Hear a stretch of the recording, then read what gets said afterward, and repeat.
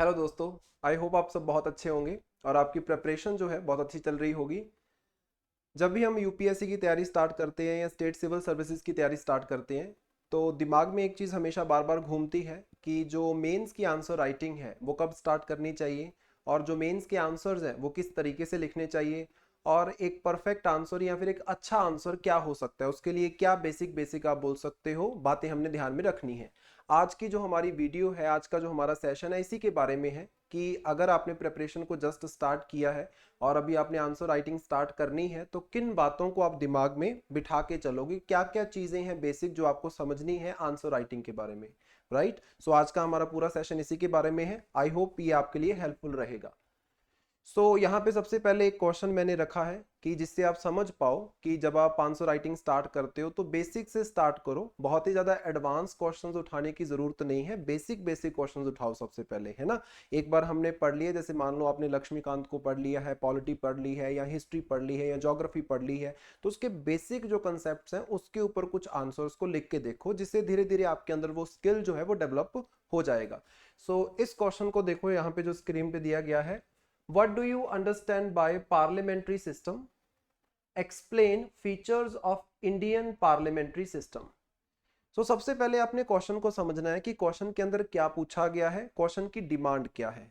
इस क्वेश्चन को अगर आप ध्यान से देखोगे तो दो पार्ट्स हैं। पहला पार्ट पूछ रहा है what do you understand by the parliamentary system, कि पार्लियामेंट्री सिस्टम से आप क्या समझते हो, पार्लियामेंट्री सिस्टम क्या होता है।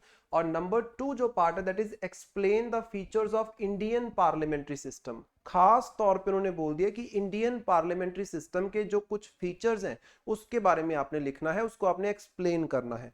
यहाँ पे देखो एक्सप्लेन शब्द को मैंने हाईलाइट किया है क्योंकि आंसर राइटिंग के अंदर ऐसे कुछ शब्द होते हैं जैसे एक्सप्लेन हो गया, इलस्ट्रेट हो गया, डिस्क्राइब हो गया, कमेंट हो गया या क्रिटिकली एनालाइज हो गया। ये जो सारे शब्द हैं इसका अपने आप में कोई ना कोई मतलब रहता है। तो ये शब्द जो है इसका मतलब सबसे पहले आपको पता होना चाहिए कि जब एक्सप्लेन बोला गया है तो मैंने क्या लिखना है, क्रिटिकली एनालाइज लिखा गया है तो मैं उसके रिलेटेड क्या लिखूंगा, इलस्ट्रेट बोला गया है तो मैं क्या लिखूंगा। तो ये चीजें क्लियर होनी चाहिए, राइट। यहाँ पे देखो पहली चीज तो ये है कि इस क्वेश्चन के अंदर हमारे दो सेक्शंस हैं। अगर मान लो ये क्वेश्चन आपसे पूछा गया है 150 वर्ड्स में, राइट, क्वेश्चन पूछा गया है 150 वर्ड्स में फॉर 10 मार्क्स। एक बात आपने ध्यान में रखनी है, 150 वर्ड्स हैं तो दो पार्ट्स हैं, दो सेक्शंस हैं, हाफ हाफ कर लो। अगर ज्यादा नहीं तो 40-60 आप कर सकते हो। अगर आपको ये लग रहा है कि जो सेकंड हाफ है उसमें मैंने फीचर्स एक्सप्लेन करने तो थोड़े से वर्ड्स मुझे ज्यादा चाहिए, तो आप 60% उसमें ले जाओ और 40% में आप ये एक्सप्लेन करो कि what do you understand by parliamentary system, क्योंकि इट इज मोस्ट इंपॉर्टेंट। अगर आप ये करो कि पूरे के पूरे 100 वर्ड्स तो आपने यूज कर लिए हैं सिर्फ ये एक्सप्लेन करने के लिए कि पार्लियामेंट्री सिस्टम क्या है, सिर्फ 50 शब्दों में फिर आप फीचर्स लिखोगे इंडियन पार्लियामेंट्री सिस्टम की, फिर वो गड़बड़ हो जाएगी। जो एग्जामिनर है वो चाहते हुए भी आपको नंबर नहीं दे पाएगा। अगर मान लो ये 10 नंबर का क्वेश्चन है तो ये क्लियर रखो बात, जो फर्स्ट हाफ है उसके लिए आपको 5 में से नंबर मिलने वाले हैं और सेकंड हाफ में भी आपको 5 में से नंबर मिलने वाले हैं। ये दिमाग में रख के चलो, क्योंकि मोस्टली जब एग्जामिनर चेक करते हैं इन आंसर शीट्स को तो यही एक पैटर्न है जिसको फॉलो किया जाता है। ऐसा कोई कठोर पैटर्न नहीं है, कोई रिजिड पैटर्न नहीं है कि ऐसा ही होगा, लेकिन ये मोस्ट सुटेबल है, इसको आप मान के चल सकते हो कि अगर दो पार्ट्स में क्वेश्चन दिया गया है तो हाफ हाफ मार्क्स है, तीन पार्ट्स में क्वेश्चन दिया गया है तो 33-33% रहेंगे, चार पार्ट्स में क्वेश्चन दिया गया है तो 25-25% के अकॉर्डिंग आपने लिखना है, वर्ड्स को उसी अकॉर्डिंग हमने डिवाइड कर लेना है। क्वेश्चन किस तरीके से लिखेंगे, इस क्वेश्चन में क्या लिखा जाएगा, उसको लिखने से पहले हमें कुछ और चीजें समझने की जरूरत है, जैसे कि कुछ कीवर्ड्स मैंने आपको बताए। जैसे हमारे पास अक्सर ही आपको क्रिटिकली एनालाइज शब्द जो है ये देखने को मिल जाएगा। क्रिटिकली एनालाइज होगा क्या, इसमें देखो सिंपल चीज है, जैसे यहाँ पे पार्लियामेंट्री सिस्टम के बारे में बोला गया तो पार्लियामेंट्री सिस्टम के रिलेटेड जो भी फैक्ट्स हैं, पॉजिटिव नेगेटिव्स, सब बताते हुए आपने क्या है अपने आंसर को सब्सटेंशिएट करना है, राइट। हर एक फैक्ट यहाँ पे उस टॉपिक के बारे में जो होगा उसको आप यहाँ पे लिखोगे, चाहे पॉजिटिव हो चाहे नेगेटिव हो, एनालाइज करना है चीजों को, राइट। एनालिसिस बेस्ड आपका आंसर जो है वो होना चाहिए। सेकंड जो मोस्ट बेसिक है दैट इज एक्सप्लेन। जब एक्सप्लेन बोल दिया गया ना तो उस टॉपिक के बारे में हाउ व्हाट व्हाई सब कवर हो जाता है। मतलब मोस्ट सेफ साइड है अगर एक्सप्लेन लिखा हुआ है, आप कुछ भी लिखोगे उसके अंदर मतलब उस टॉपिक के बारे में हाउ व्हाई, व्हाट, वो सब इसके अंदर कवर हो जाएगा, राइट। इसी तरीके से इलस्ट्रेट जो शब्द है ये हमारे पास आता है। इलस्ट्रेशन की अगर हम बात करते हैं, डिटेल्ड आपने इंफॉर्मेशन प्रोवाइड करनी है कि कैसे हुआ, क्यों हुआ, कहां पे हुआ, क्या क्या कारण रहे हैं, डिटेल्ड इंफॉर्मेशन आपने देनी है, राइट। और एक हमारे पास शब्द आता है डिस्क्राइब। डिस्क्राइब का मतलब होता है कि वो जो टॉपिक है उसके कैरेक्टरिस्टिक्स के बारे में आपने एक्सप्लेन करना है, उसके फीचर्स के बारे में बताना है, इश्यूज क्या चल रहे हैं, क्या क्या स्कीम्स उसके रिलेटेड। अगर मान लो हमारे पास पॉवर्टी के ऊपर आ गया कि पॉवर्टी के बारे में बोला कि डिस्क्राइब करो, तो पॉवर्टी है क्या, पॉवर्टी के क्या कैरेक्टरिस्टिक्स होते हैं, है ना, और गरीबी के वजह से क्या क्या इश्यूज हो रहे हैं, क्या क्या गवर्नमेंट की स्कीम्स हैं जो इसके रिलेटेड लॉन्च की गई हैं। अगर आप चाहते हो कि इन कीवर्ड्स के ऊपर एक डिटेल्ड वीडियो में लेके आऊं तो आप नीचे कमेंट सेक्शन के अंदर मेंशन कर सकते हो, क्योंकि आज की हमारी वीडियो का जो मेजर टॉपिक है दैट इज कि एक अच्छा आंसर किस तरीके से लिखा जाए। और उसके लिए मैं ये मान के चल रहा हूं कि आपको इन शब्दों के मतलब पता है, क्योंकि मोस्ट इंपॉर्टेंट है एक अच्छा आंसर लिखने के लिए आपको सबसे पहले क्वेश्चन को समझना। अगर एक अच्छे आंसर की हम बात करते हैं तो उसके अंदर क्या क्या फीचर्स रहेंगे, ये मोस्ट इंपॉर्टेंट पार्ट है इस वीडियो का, इसी के लिए इस वीडियो को रिकॉर्ड किया जा रहा है। नंबर 1 फीचर हमारे पास होना चाहिए कि एक्सप्लेनेशन एंड वर्ड लिमिट बड़े सोच समझ के करनी है। जैसे फॉर एग्जांपल मैंने अभी आपको एक क्वेश्चन की एग्जांपल दी कि पार्लियामेंट्री सिस्टम क्या है, आप क्या समझते हो, और इंडियन पार्लियामेंट्री सिस्टम के फीचर्स क्या है। अब यहाँ पे जो पूछा गया है, व्हाट इज आस्क्ड, उसी के बारे में आपने लिखना है। आउट ऑफ द वे जाके आपने नहीं लिखना है, इट इज इंपॉर्टेंट। तो सबसे पहले क्वेश्चन को समझना है कि क्वेश्चन किसके बारे में। जैसे for example question is about what do you understand by parliamentary system and features of Indian parliamentary system. अब वहां पे आप ये करने लग जाओ कि इंडिया का जो पार्लियामेंट्री सिस्टम है वो हमने ब्रिटेन से अडॉप्ट किया है, वहां पे ऐसा होता था, इंडिया में इस तरीके से है। आप वहां पे कंपेयर एंड कंट्रास्ट करने लग पड़े हो। कंपेयर एंड कंट्रास्ट के बारे में क्वेश्चन नहीं पूछा गया था। कई बार हमें पता ही नहीं चलता लिखते हुए कि हम आउट ऑफ द वे चले जाते हैं। आउट ऑफ द वे जाओगे एक तो आपके जो वर्ड्स हैं वो खराब होंगे, और दूसरी चीज जो पूछा गया है वो आपने नहीं लिखा, आपने कुछ और लिख दिया, तो उसकी वजह से क्या आपको नंबर भी नहीं मिल पाएंगे। एक तो ये चीज होती है कि पता नहीं चला, एक ये चीज होती है कि हमने किसी टॉपिक के बारे में बहुत डिटेल में पढ़ा हुआ है जिसकी वजह से उस टॉपिक के बारे में हमें बहुत कुछ पता है। क्वेश्चन में जस्ट उस टॉपिक का 10% पूछा गया, लेकिन आप उसका 40-50% वहां पे लिख रहे हो क्योंकि आपको आता है। तो इससे गाड़ी नहीं चलेगी, ये गड़बड़ हो जाएगी। जितना पूछा गया है उतना ही लिखना है। जैसे मैंने आपको एग्जांपल दी कि what do you understand by parliamentary system and Indian parliamentary system के फीचर, 50-50% हो गया ना। अगर यहाँ पे मैं 70% या 80% फर्स्ट हाफ के बारे में लिखता हूं और पिछले वाले के लिए सिर्फ 20-30% बचता है, तो फिर नंबर नहीं मिल पाएंगे, क्योंकि दोनों को हाफ हाफ डिवाइड करके 5-5 नंबर के दोनों पार्ट्स इस क्वेश्चन के अंदर है।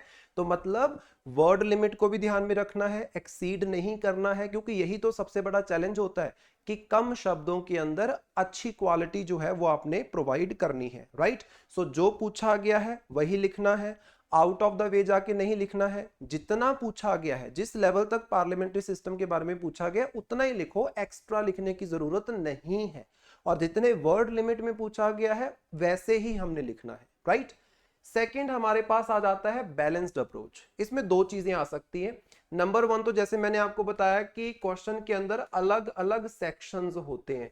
जैसे जो एग्जांपल हमने ली उसमें 2 सेक्शन है, पार्लियामेंट्री सिस्टम के बारे में बताना है और इंडियन पार्लियामेंट्री सिस्टम के फीचर्स के बारे में बताना है, राइट। इसी तरीके से क्वेश्चन के अंदर 3 सेक्शंस भी हो सकते हैं, क्वेश्चन के अंदर 4 सेक्शंस भी हो सकते हैं, 5 सेक्शंस भी हो सकते हैं। जैसे for example what is poverty, what are types of poverty, what are issues of poverty, what are implications of poverty, 4 parts भी हो सकते हैं। तो आपने वर्ड लिमिट को देखते हुए अकॉर्डिंगली 4 भागों में उसको डिवाइड कर लेना है, और उतने ही वर्ड्स के अंदर आपने उस वाले पार्ट का जो आंसर है वो प्रोवाइड करना है। अगर आप वहां पे ये कर दोगे कि एक पार्ट 40%, एक पार्ट 10%, दूसरा पार्ट 40%, चौथा पार्ट 10%, नंबर नहीं मिल पाएंगे, गड़बड़ हो जाएगी। आपने हर एक पार्ट को वहां पे प्रॉपरली जस्टिफाई करना है। देन सेकंड चीज यहां पे हो जाती है, कई बार हमसे पूछा जाता है कि आपके क्या विचार हैं इस मामले के ऊपर। मान लो कि इंडिया के अंदर जो पॉवर्टी है वो कम हुई है। पिछले एक दशक की अगर हम बात करें तो बहुत ज़्यादा पॉवर्टी कम हुई है। अप्रॉक्सीमेटली अगर हम मल्टी डिमेंशनल पॉवर्टी की बात करते हैं तो अप्रॉक्सीमेटली 24 करोड़ जनता जो है वो मल्टी डिमेंशनल पॉवर्टी से बाहर आई है, क्योंकि प्रेजेंट डाटा जो नीति आयोग ने प्रोवाइड किया उसके अकॉर्डिंग अराउंड 11 करोड़ जनता है जो अभी इंडिया में मल्टी डिमेंशनली पुअर है, राइट। सो यहाँ पे पूछा गया कि आपका इसके ऊपर क्या राय है, आप इससे क्या समझते हो, और अभी भी हमारे देश में मल्टी डिमेंशनल पुअर 11 करोड़ लोग हैं, उसके पीछे क्या कारण है, क्या कमियां हैं, इस तरीके से पूछा जाता है। तो अब यहाँ पे देखो, एक तो पॉजिटिव साइड है कि 24 करोड़ जनता जो है उसको हमने गरीबी से बाहर निकाला है। एक नेगेटिव साइड है कि स्टिल अभी हमारे पास 11 करोड़ जनता है जो मल्टी डिमेंशनली पुअर है, राइट। सो दोनों को बैलेंस आउट करके चलना है। आंसर में ऐसा भी नहीं होना चाहिए कि बहुत ज्यादा पॉजिटिव साइड में चले गए तो वहां पे अंधा माना जाएगा वो पर्सन जो भी होगा जो लिख रहा है, क्योंकि उसको नेगेटिव चीजें उसकी नहीं दिख रही है। क्योंकि एक अच्छा आंसर वही होगा जहां पे पॉजिटिव नेगेटिव हर एक चीज को हम दर्शाएं। क्योंकि देखो, हमने किसी को सपोर्ट नहीं करना है। आप ऐसा नहीं कर सकते कि टोटली गवर्नमेंट की सपोर्ट में चले जाओ या टोटली गवर्नमेंट के अगेंस्ट चले जाओ, ऐसा नहीं करना है। जो अच्छा काम किया है वो भी बताओ, जो अभी कमियां हैं जिसमें सुधार की जरूरत है वो भी बताओ। देखो, लिखने का तरीका होता है। कमियां एक तो होता है किसी के ऊपर थोपना, कि सरकार के ऊपर आप थोप दो कि सरकार ने ये नहीं किया वो नहीं किया। एक होता है कि आप सुजेशंस दो। जब कमियां भी बता रहे हो ना तो साथ में सुजेशंस हमने जरूर लिखने हैं। ये जो सारी बातें मैं आपको बता रहा हूँ इसको आपने कॉपी के ऊपर साथ साथ नोट करते जाना है, राइट। सो बैलेंस्ड अप्रोच लेके हमने चलना है। जो अलग अलग सेक्शंस हैं हर एक को प्रॉपरली हमने यहाँ पे लिखना है। वर्ड जो लिमिट है उसको डिवाइड कर लेना है जितने सेक्शंस हैं। और पॉजिटिव नेगेटिव के ऊपर अगर क्वेश्चन है तो पॉजिटिव नेगेटिव को बैलेंस करना है, वन साइड नहीं जाना है। अगर मान लो कि कोई फैक्चुअल सा क्वेश्चन है, मतलब जो सबको क्लियर है, जैसे for example India is against the colonialism, हमारे जो देश है, हमारी जो फॉरेन पॉलिसी है उसके अंदर हम हमेशा जो इंपीरियलिज्म है, कॉलोनियलिज्म है, उसके अगेंस्ट ही खड़े होते हैं। अब ऐसा क्वेश्चन होगा तो वहां पे 50-50% नहीं करना। फिर वहां पे आप 50-50% नहीं करोगे, वहां पे आप मेजरली क्या है, क्रिटिसाइज करोगे उस चीज को, कॉलोनियलिज्म गलत है। लेकिन हाँ, कॉलोनियलिज्म की वजह से जो कॉलोनीज थी उनको क्या फायदे हुए हैं वो 10-15% में आप लिख सकते हो। बाकी आपका मेजरली किसके ऊपर रहेगा, क्रिटिसिज्म के ऊपर। So it depends upon question to question. और वो आपको कैसे पता चलेगा, क्वेश्चंस लिख के, क्योंकि धीरे धीरे ये स्किल जो है ये डेवलप होता है। देन उसके बाद हमारे पास आ गया जस्टिफिकेशन। जस्टिफिकेशन में क्या है कि अगर आपने कुछ भी लिखा है उसको जस्टिफाई करो। जैसे मोस्टली बोला जाता है, मोस्टली बच्चों के मैंने आंसर्स देखे हैं उसमें लिख देते हैं कि जो ग्लेशियर्स हैं वो जितना पहले, आज से 10 साल पहले जितना वो मेल्ट हो रहे थे अभी वो ट्रिपल टाइम्स मेल्ट हो रहे हैं।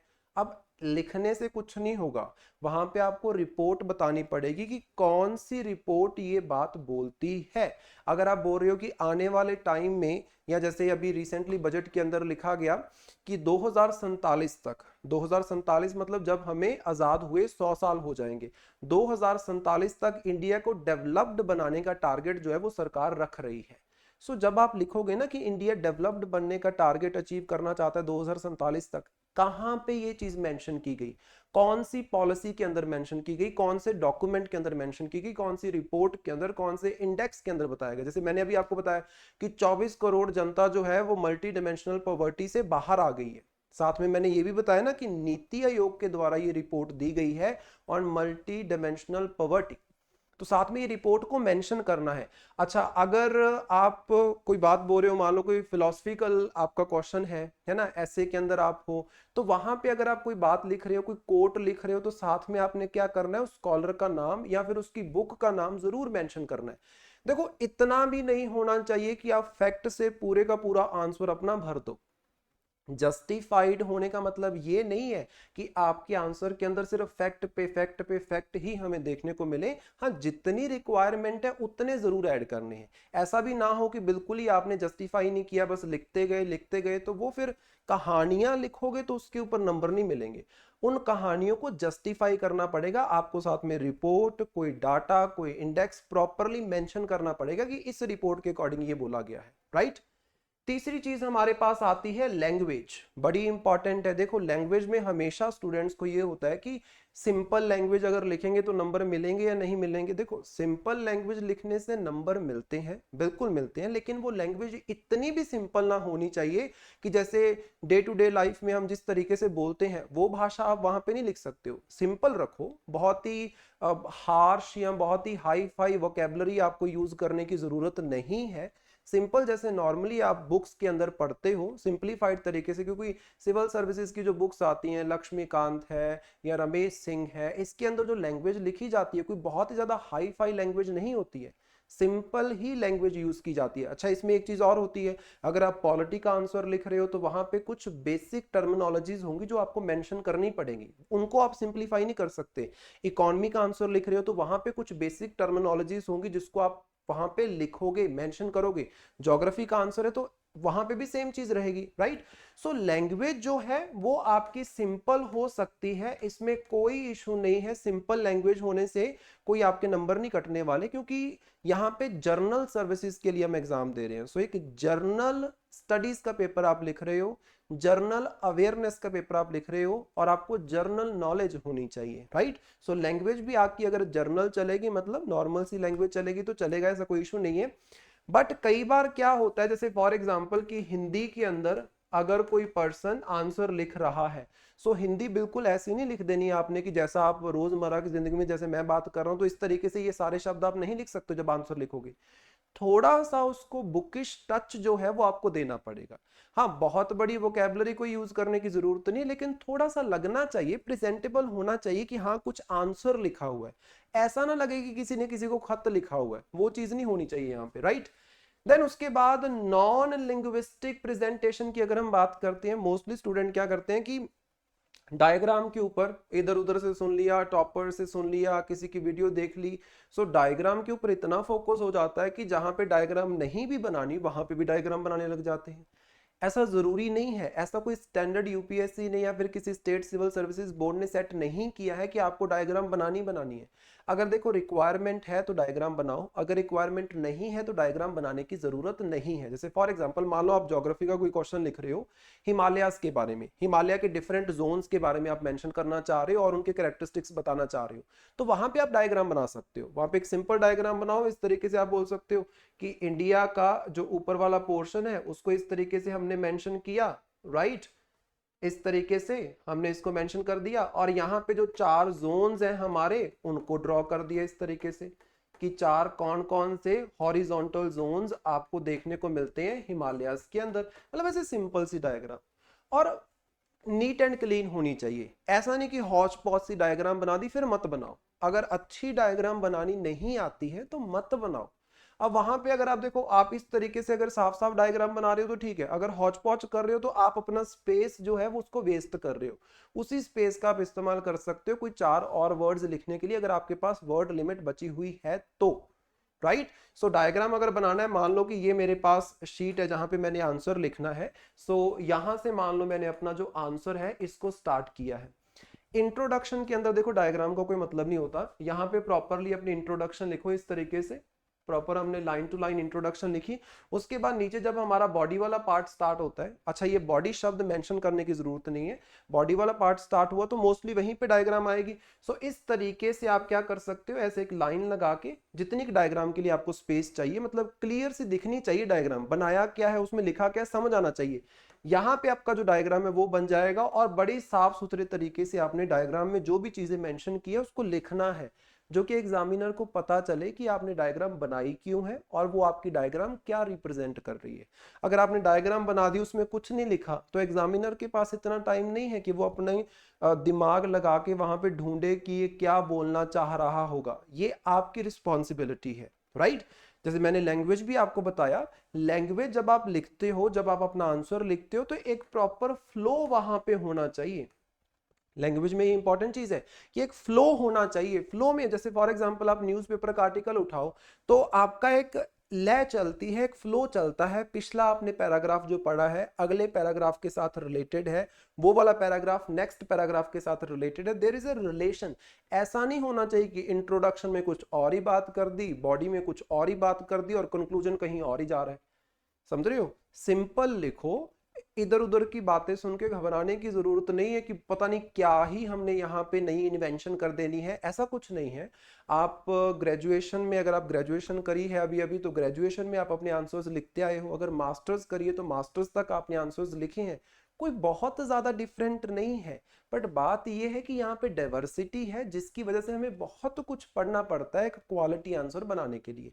और शुरू शुरू में देखो, आपने एक सब्जेक्ट पढ़ा है अभी, या 2 सब्जेक्ट पढ़े हैं अभी, आपकी कोचिंग चल रही है या घर पे भी पढ़ रहे हो, तो देखो आपने सारे सब्जेक्ट अभी तक नहीं पढ़े हैं, तो ऑटोमेटिकली आपके आंसर के अंदर डाइवर्सिटी नहीं आएगी, है ना। वो डाइवर्सिटी तब आएगी जब आप सारे सब्जेक्ट कवर कर लोगे। अब शुरू में ही आप घबरा जाओ कि मेरा तो आंसर इतना अच्छा नहीं है, उसके अंदर डाइवर्सिटी नहीं आ रही, मैं अलग अलग तरह के फैक्टर्स यहाँ पे कवर नहीं कर पा रहा हूँ, तो फिर वो गड़बड़ हो जाएगी, है ना, वो थोड़ा सा डीमोटिवेशन हो जाएगा। ऐसे नहीं आपने करना है। तभी यहाँ पे देखो, मैंने जो आपको आंसर दिया है बड़े ही सिंपल सा, मैंने आपको यहाँ पे क्वेश्चन सॉरी जो पूछा है बड़ा ही सिंपल है कि पार्लियामेंट्री सिस्टम क्या है और इंडियन पार्लियामेंट्री सिस्टम के क्या फीचर्स हैं। अब ये टोटली स्टैटिक क्वेश्चन है, इसमें कोई आपको करंट की नॉलेज नहीं चाहिए, इसमें आपको कोई ज्योग्राफी की नॉलेज नहीं चाहिए, टोटली पॉलिटी का क्वेश्चन है। इसी तरीके से हर एक सब्जेक्ट के सेक्शनल जो क्वेश्चंस है उनको उठाओ, जो टॉपिक आपने कवर किया उसके ऊपर एक आंसर लिख के देखो, और उस आंसर में इन फीचर्स को आपने थोड़ा ध्यान देना है कि जो पूछा जाए वही लिखना है, वर्ड लिमिट के अंदर लिखना है, जितने सेक्शंस है क्वेश्चंस के उतने सेक्शंस में आंसर को डिवाइड करना है, जस्टिफाई करना है अगर कोई भी बात लिख रहे हो। फॉर एग्जांपल, पार्लियामेंट्री सिस्टम में एक इंपॉर्टेंट हमारे पास पोस्ट रहती है, that is prime minister of India, council of ministers. अब जब इनके बारे में आप मेंशन करोगे कि हमारे कॉन्स्टिट्यूशन में इस पोस्ट के बारे में मेंशन किया गया, तो वहां पे आर्टिकल्स आप मेंशन कर सकते हो कि आर्टिकल 74 एंड आर्टिकल 75, खास तौर पे जो council of minister and prime minister की बात करते हैं, तो वहां पे ये आर्टिकल लिख दिए, मतलब आपने जस्टिफाई कर दिया, आपने ये दर्शा दिया कि मुझे पता है मैंने कहां से पढ़ के क्या लिख रहा हूं, राइट। वैसी लैंग्वेज का रहता है, लैंग्वेज को बहुत ज्यादा कॉम्प्लेक्स करने की जरूरत हमारे लिए नहीं है। सो ये कुछ बेसिक फीचर्स हैं जिसको अगर आप ध्यान में रखोगे तो आप एक अच्छा आंसर जो है उसको लिख सकते हो। आई होप ये जो वीडियो है आपके लिए हेल्पफुल रही होगी, और अगर आप चाहते हो किसी तरीके से हर दिन या हफ्ते में 2 दिन आंसर राइटिंग के ऊपर हम सेशंस को लेके आए, तो नीचे कमेंट सेक्शन के अंदर आप मेंशन कर सकते हो। Thank you so much, best wishes for your preparation.